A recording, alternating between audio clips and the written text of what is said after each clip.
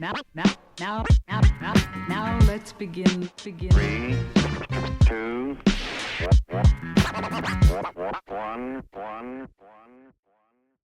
Yo, what up, y'all? It's your boy, Thizzle, and I'm back after my hiatus. Today, I'm going to be talking about the 2025 film, Havoc, starring Tom Hardy and directed by Gareth Evans. So ain't nothing to it but to do it.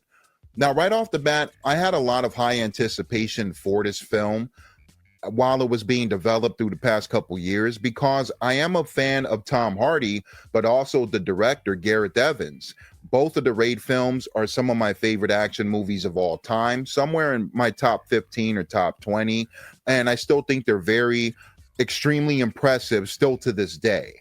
And there are other titles in Gareth Evans' filmography that I really enjoy, like his segment in VHS 2, Safe Haven, which I think is my favorite segment out of all of the VHS movies combined. So I am a fan of this filmmaker for sure. Did this movie hold up as well with some of the other titles that I mentioned? Stay tuned and find out for my thoughts. We're following a corrupt cop named Walker, played by Tom Hardy, and he kind of wants to do the right thing, but he keeps finding himself tangled into the web. He's been doing a couple dirty jobs through the years for a mayor candidate named Beaumont, played by Forrest Whitaker, also one of my favorite actors. Now, Beaumont's son, Charlie, has been caught in the middle of a drug deal gone wrong that involves the triads. Now, Charlie and his girlfriend, Mia, are both on the run with targets on their heads. There's also a rookie cop character named Ellie, played by Jessie May Lee, who at first I thought was pretty meh, but I started to appreciate her a bit more when she starts to prove herself and even throw down in a couple scenes. And there's one sequence in particular that I really enjoyed, was where she's chasing one of the bad guys, one of the triads, and she has a shotgun and they're blasting at each other going down a stairwell. And I had a kick out of this scene. We also have Walker's old crew of corrupt cops at the station, and one of them is played by Timothy Olyphant, who I do enjoy in a villainous role. I think that's where he mostly excels at, in my opinion. And it was really neat to see him.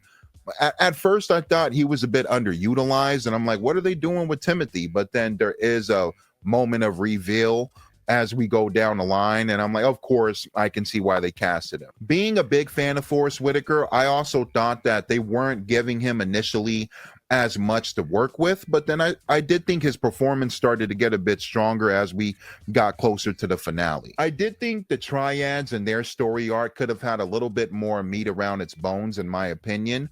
I did like the actress playing the mother of the young triad who gets murdered in the club where the drug deal goes wrong. Yan Yeo. I thought she was actually very strong and menacing as a mother who just wants to get revenge on the people who killed her son. Now, getting down to the nitty gritty and how the action sequences are filmed overall, I'm split down the middle because I really enjoy how bloody and violent and how frantic the violence can be in this movie. And there is a certain moment or clock in time where it goes batshit crazy, 0 to 100. And I really enjoyed that. But as far as the camera work goes and the car chases, I wasn't a big fan of how shaky the cam really was. Shaky cam, I detested about 80 to 85% of the time, a majority of the time. And here, especially in the first half of the movie, there's so much of it that I was almost getting motion sickness at times, and it was a bit too much for me, and it was a little bit disappointing to see that kind of camera work from Gareth Evans, who I consider to be a very slick and stylish filmmaker, especially when the Raid films come to mind. And even when he used shaky cam in the Safe Haven segment in VHS 2, I thought it was tastefully done. I thought it was done very well. Here, it was a bit too much. Like it was shaky cam just to be shaky cam, if that makes any sense. I really enjoyed the hand-to-hand combat and how brutal it can really get. The choreography, I think, is a bit impressive at times in this film. But I also feel that Gareth Evans has done better work with his fight choreography and coordination and the sequences in his previous work. So I am a bit torn down the middle as far as the action goes overall. I've noticed a lot of people have a big problem with this movie, and I would have to put myself in there as well. And that's the use of the CGI backdrops, even the use of computer generated touches on some of the action sequences and the car chases. I personally felt was a little bit too much and a bit disappointing seeing from Gareth Evans, who I'm used to seeing practical work from. And I hate to compare The Raid so much with this film, but I feel like that's one of the selling points that the marketing and the people behind the film are trying to give to us fans that enjoy that type of crazy batshit action.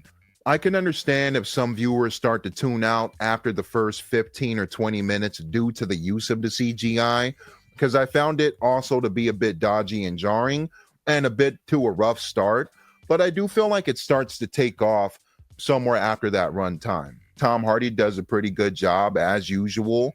I don't think he's able to really shine fully to his potential that he's able to do that we've seen him before. But this is also, I hate to say it, but a turn your brain off action movie, because there's so many times where our character Walker is dodging 100,000 bullets. He's not getting hit pretty much once that I can remember until nearly the end. And there's so many times where I'm like, this guy should have died. There is one nitpick that I have near the ending of the movie, and it could be nothing, but I felt like Tom Hardy's character Walker was a bit on standby like a computer character until the director yelled action and he's like, oh, I'm back in the game. Now, I will say that he did get his ass whooped quite a bit in the previous fight not too long before the final standoff, but it did feel a bit weird for me. I'm like, why is he not doing anything at all?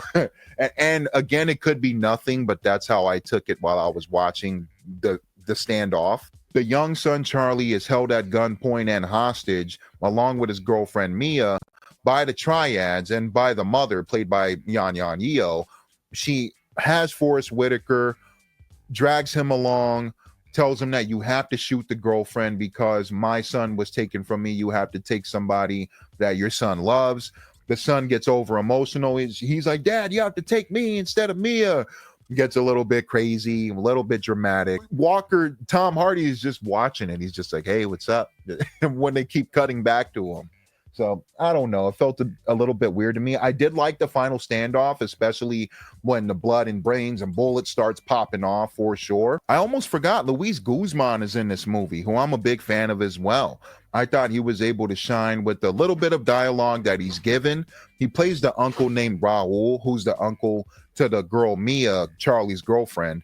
And his final screen time I thought was very impactful without spoiling too much, but I thought he damn near stole the show with the, and he does get a really funny kill where he kind of wobbles slowly over to somebody while they're pinned down and he blows their brains out. If you see it, I'm sure you laugh just as hard as I did, even if it was unintentional. But wrapping it up, Havoc does have a familiar plot that we may have seen 100 times, especially in the action genre, but I enjoyed a majority of it, I must say. I do like Tom Hardy as an actor.